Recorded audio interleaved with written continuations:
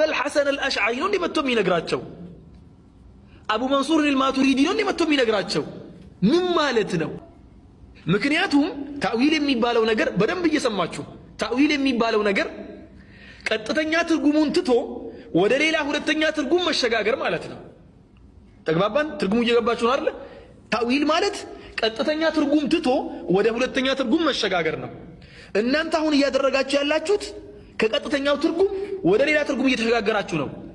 ነብዩ 23 ዓመት ሲያስተምሩ አንድም ቀን አላሸጋገሩላቸውም ለሰሃቦች። ቢስሚላሂር ረህማኒር ረሂም አልሐምዱሊላህ ወሰላቱ ወሰላሙ ዐላ ረሱሊላህ ሰለላሁ ዐለይሂ ወሰለም። ቪዲዮውን እንደሰማችሁት ነው። እዚህ ጋር ይሄ ሰውዬ እያለ ያለው ምንድነው? እኔ ከሰለፎች በላይ ወይም ደግሞ ከሙተቀድም ዑለማዎች የበለጠ ቁርአንንና ሐዲስን እኛ ወሃቢያዎች እንረዳለን እንገነዘባለን እያለ ነው።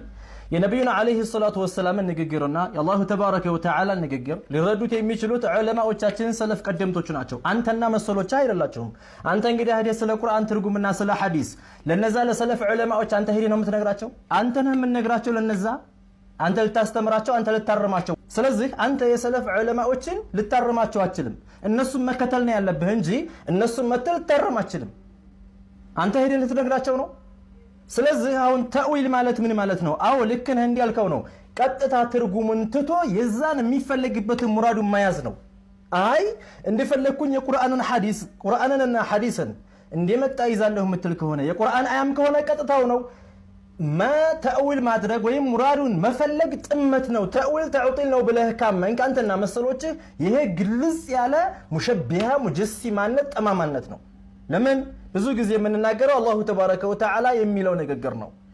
ቁርአንም ሆነ ሐዲስ አሻሚ ትርጉም የሚከታተሉ ቀጥታ እየወሰዱ የሚፈስሩ ሰዎች ጠማማዎች ናቸው። አላህ ነው ያለው፣ እኔ አይደለሁም። እዛ ቁርአን አያ ውስጥ አንተና መሰሎቻችሁ ትገባላችሁ ማለት ነው። فأما الذين في قلوبهم زيغ ብሎ የገለጻቸው ሰዎች እናንተ ናችሁ ማለት ነው። ለምን በዛሂሩ እየሄዳችሁ ስለምትወስዱ ተእዊል ተዕጢል ነው እንደመጣ ቀጥታ ወሰደው ስለምትሉ። ይህ ደግሞ ሙጀሲማ ወሃቢያዎች በአጠቃላይ ይሄንን አያደርጉም። ቁርአንም ሐዲስም እንደመጣ አይወስዱም። የሚመቻቸው ላይ ለነሱ ለዛ ለሚፈልጉት ከተመቻቸው እንደመጣ ይወስዱታል። ለነሱ ሙራድ ደግሞ የማይመቻቸው ከሆነ ይሄ ግልጽ ነው። ወሃቢያ ተእዊል አናደርግም ተእዊል ተዕጢል ነው የሚሉት ወላሂ ውሸታቸውን ነው። ለምን እስኪ እንደዛ ከሆነ የምትፈስሩልኝ አለ። ነብዩ አለይሂ ሰላቱ ወሰላም በሐዲሳቸው ምን ይላሉ?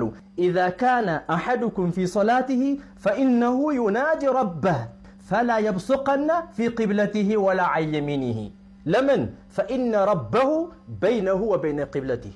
ይሄን ሐዲስ ሲተርጉምልኝ ይህ ሐዲስ ሙጀሲማ ወሃቢያዎች እንዲያሉት ከሆነ የመጣው እንደመጣው የሚያዝ ከሆነ እሰጋጆች ፊት ለፊት አላህ አለ ሊባል ነው። ለምን ነብዩ አለይሂ ሰላቱ ወሰላም ፈኢነ ረበሁ በይነሁ ወበይነ ቂብለቲሂ ስላሉ ጌታው ያለው በሱና በቂብላው መካከል ሊባል በዛሂሩ ተተወሰደ ወይም በቀጥታ ትርጉሙ ከተወሰደ። ወከዛሊከ ሰይዱና ኢብራሂም ወደ ፍልስጤም በሄዱ ጊዜ ምንድን ያሉት? ኢኒ ዛሂቡን ኢላ ረቢ ሰየህዲን ኢላ ረቢ። የዛን ጊዜ ነብያችን አለይሂ ሰላቱ ወሰላም ወደ ሰማይ ሲወጡ ሰይዱና ሙሳ አለይሂ ሰላም ኢርጅዕ ኢላ ረቢከ ኢላ ነው ያሉት። ወደ አላህ ከሰማይ በላይ ብላችሁ በዛሂር ወስዳችሁ እንዲያስቀምጣችሁት። ይህም ሰይዱና ኢብራሂም ምንድን ያሉት? ኢኒ ዛሂቡን ኢላ ረቢ። ወደ የት እየሄዱ? ወደ ፍልስጤን እዛ አላሁ ተዓላ አለ ማለት ነው። ሌላኛ አላሁ ተባረከ ወተዓላ በተከበረ ንግግሩ ምን ይለናል? ወሁወ አለዚ ፊ ሰማኢ ኢላሁ ወፊል አርዲ ኢላህ። አሁን ይህን የቁርአን አያ በዛሂር ወስደህ በሰማይም ጌታ አለ በመሬትም ጌታ አለ ልትል ነው። ለምን ወሁወ الذي في السماء إله وفي الأرض إله ስላለ ሰማይና መሬት ሁለት ጌታ ልታረግ ነው? ወይም ደግሞ ሰማይም መሬትም አለ ልትል ነው? ይሄ ምንድነው? ይሄ ምንነትን ያመለክታል። እዛ ቁርአን አያ ውስጥ ትገባላችሁ። ጠማማዎች ስለሆናችሁ ሙተሻቢህን አላሁ ተዓላ የተናገረው ሙተሻቢህን እንድንከታተል ሳይሆን ሙተሻቢሁ የሚተረጎመው ሙህከሙን በሚስማማ መልኩ ነው። ለምን አላሁ ተባረከ ወተዓላ ሙህከም የሆነውን አንድ ብቻ ትርጉም ያለውን የቁርአኑ አስል ብሎ ስለሰየመው። ስለዚህ ሙተሻቢህ የሚተረጎመው የግዴታ ሙህከሙን በሚስማማበት መልኩ እንጂ የፍጥረታት ባህሪ ያሰበትክ አላሁ ተዓላ ለይሰ ከሚስሊሂ ሸይ ብሎ ስላስቀመጠልህ የፍጥረታትን ባህሪ ሰጥተህ ለይሰ ከሚስሊሂ በል ማለት አይደለም። እንደዛ ከሆነ አንተ እንስሳ ነህ ግን እንስሳ መስልም፣ እንስሳ ነህ ግን ግን የሚለው ያን ሰውዬ ከስድብ ያድነዋል? ለአላሁ ተባረከ ወተዓላ የፍጥረታትን ባህሪ የሰጡ የመክሉቅን ባህሪ የሰጡ ካሰበቱለት በኋላ ግን ይላሉ። ግን ማለት ነው።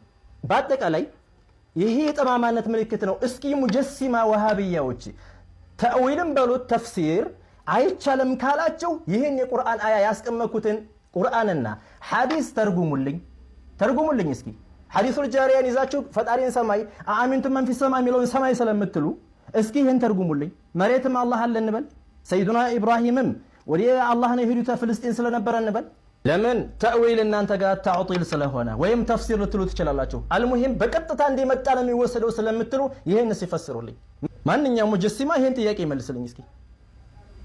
አይ ይሄ የተፈለገበት ብለህ እንዲያታወራ አንተ ጋር ተእዊል ተዕጢል ነው።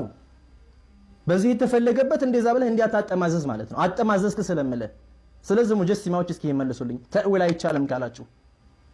እንደዛ ከሆነ ነብዩ አለይሂ ሰላቱ ወሰላም እነዛ ሙተሻቢ የሚከታተሉትን ሰዎች ለምን ተጠንቀቋቸው ብለው ነገሩን ነው? እናንተ ከሰለፎች በላይ ታውቃላችሁ።